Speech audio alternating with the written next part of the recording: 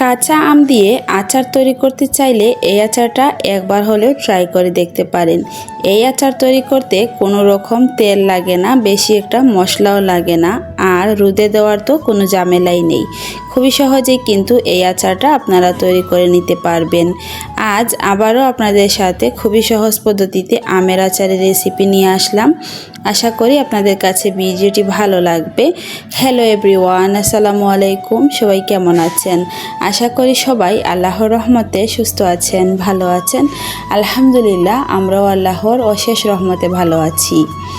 বিসমিল্লাহির রহমানির রহিম। আমের আচার বানানোর জন্য এখানে আমি কাঁচা আম নিয়েছি। প্রথমেই আমি আমগুলোকে ধুয়ে নিব।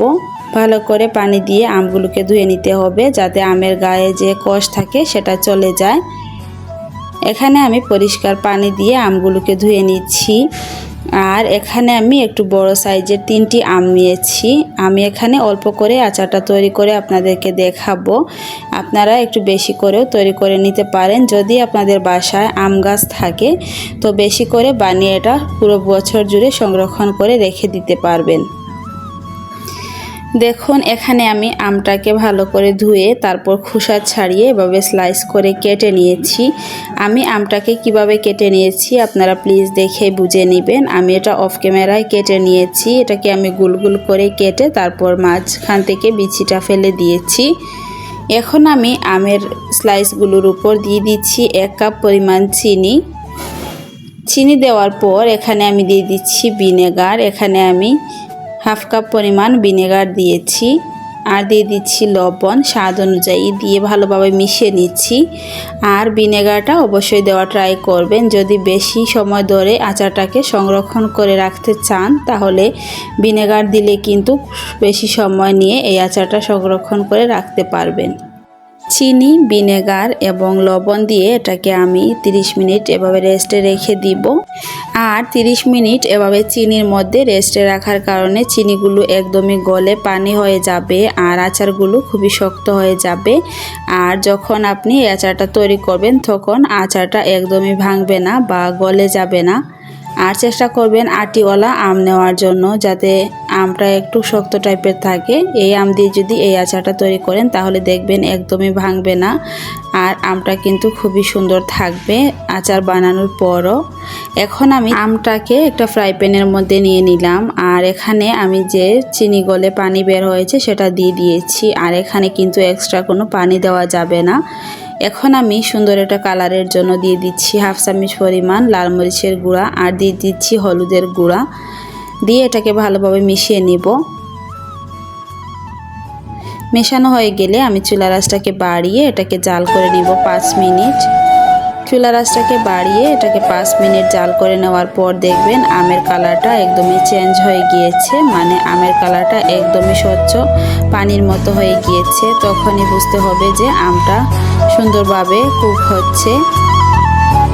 এখন আমি চুলার আঁচটাকে কমিয়ে রাখবো আরও 5 মিনিট। এইভাবে করে আমি আচারটাকে তৈরি করে নিব। আর এখানে আমি গুঁড়ো করে রাখা 5 ফোড়ন দিয়ে দিব শুকনো মরিচ। শুকনো মরিচটাকে আমি এভাবে গুঁড়ো করে নিয়েছি ভেজে। ভালোভাবে এখন আমি চামচের সাহায্যে মিশিয়ে নিচ্ছি।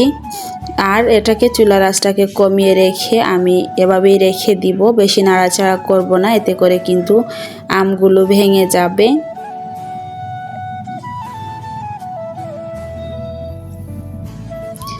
আর চিনি ভিনেগার দিয়ে এটাকে আধা ঘন্টা রাখার জন্য কিন্তু আমটা একদমই গলবে না বা ভেঙে যাবে না। এই কাজটা কিন্তু অবশ্যই করবেন।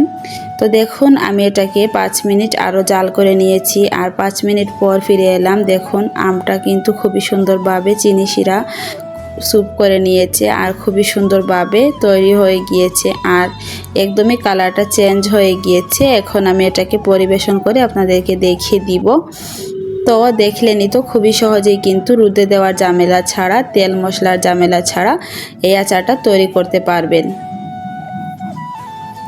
আর চাইলে সারা বছর জুড়েও এটা সংরক্ষণ করে রেখেও খেতে পারবেন। একটা প্লেটে আমি এটাকে সার্ভ করে নিচ্ছি। দেখুন মাশাআল্লাহ, দেখতে কতটা লোভনীয় হয়েছে। আপনারা একবার হলেও বাসায় ট্রাই করে দেখবেন। আর কমেন্ট করে অবশ্যই আমাকে জানাবেন এই আচারটা খেতে কেমন ছিল। আমার কাছে কিন্তু খুবই ভালো লেগেছে। ভিডিওর এই পর্যন্ত এসে যারা একটি লাইক দিতে ভুলে গিয়েছেন, অনুরোধ করব একটি লাইক দিয়ে সম্পূর্ণ ভিডিওটি কন্টিনিউ করবেন। আর আমার চ্যানেলে যদি নতুন হয়ে থাকেন, আমার ভিডিওর কোনো অংশ আপনাদের কাছে ভালো লাগে, তাহলে প্লিজ আমার চ্যানেলটিকে সাবস্ক্রাইব করে পাশে থাকা বেল আইকনটি অলে প্রেস করে রাখবেন। এতে করে আমি নতুন কোনো ভিডিও আপলোড করার সাথে সাথেই নোটিফিকেশন আপনাদের কাছে পৌঁছে যাবে। তো এই ছিল আমার আজকে কাঁচা আমের রেসিপি। আপনাদের কাছে কেমন লাগলো প্লিজ কমেন্ট করে জানাবেন। সবাই অনেক বেশি ভালো থাকবেন, সুস্থ থাকবেন। দেখা হবে পরবর্তী কোনো ভিডিওতে। আল্লাহ হাফিজ, আসসালামু আলাইকুম।